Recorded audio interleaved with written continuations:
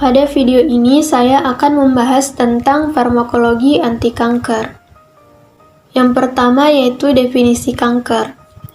Jadi kanker ini merupakan kumpulan sel abnormal yang terbentuk oleh sel-sel yang tumbuh secara terus-menerus, tidak terbatas, tidak terkoordinasi dengan jaringan sekitarnya, dan tidak berfungsi fisiologis.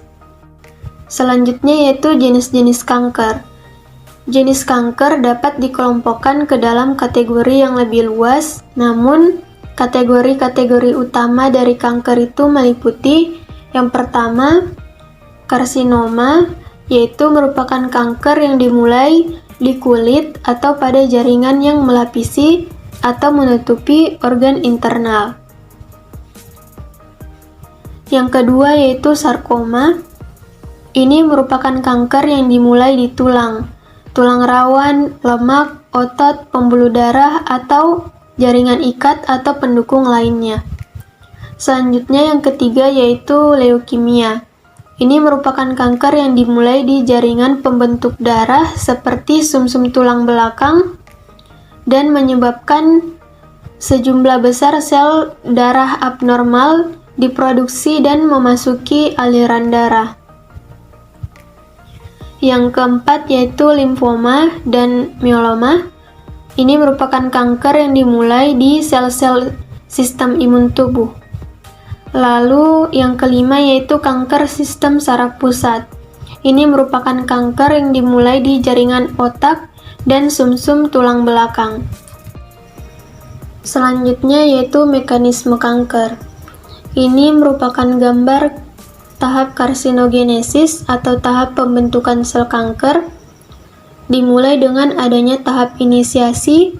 Pada tahap ini terbentuk sel kanker awal yang diakibatkan oleh perubahan genetik dalam sel somatik normal melalui proses mutasi-mutasi pada tingkat DNA, menyebabkan sel tumbuh lebih cepat dari sel sekitarnya.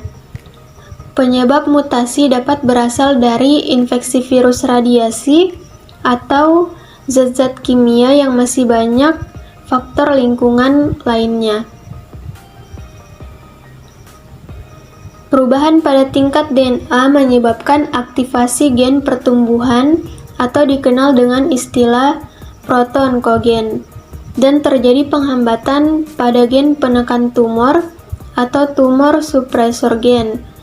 Pada tahap inisiasi sel dapat kembali normal jika sel memiliki kemampuan untuk memperbaiki kerusakan yang terjadi. Senyawa yang terlibat dalam tahap ini disebut inisiator.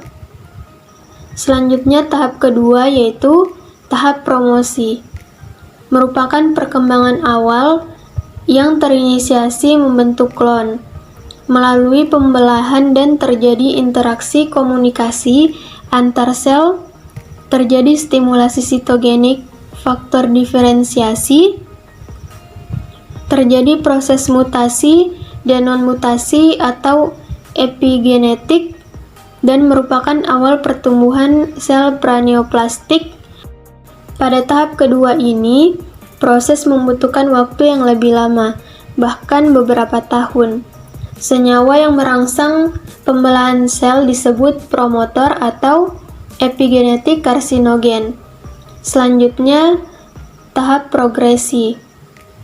Pada tahap ini terjadi ketidakstabilan genetik yang menyebabkan perubahan mutagenik dan epigenetik atau non-mutagenik. Proses ini menghasilkan klon baru, sel-sel tumor yang memiliki aktivitas proliferasi, bersifat invasif, menyerang jaringan sekitar, dan peningkatan potensi metastasis atau menyebar ke tempat lain jika tidak ada yang menghalangi sel kanker tumbuh dalam jumlah banyak, dan mempengaruhi fungsi tubuh atau menimbulkan keluhan atau gejala klinis. Tahap progresi ini berjalan sangat cepat. Pada tahap progresi terbentuk sel neoplastik, selanjutnya terbentuk sel neoplastik, maka masuk dalam tahap metastasis. Metastasis sering terjadi pada stadium akhir kanker dan dapat terjadi melalui darah atau sistem limfatik, atau keduanya.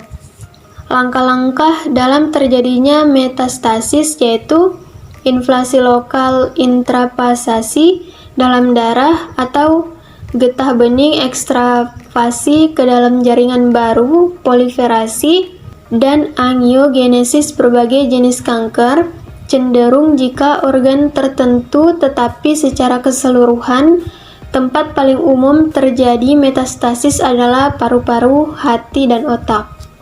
Selanjutnya yaitu mekanisme obat anti kanker.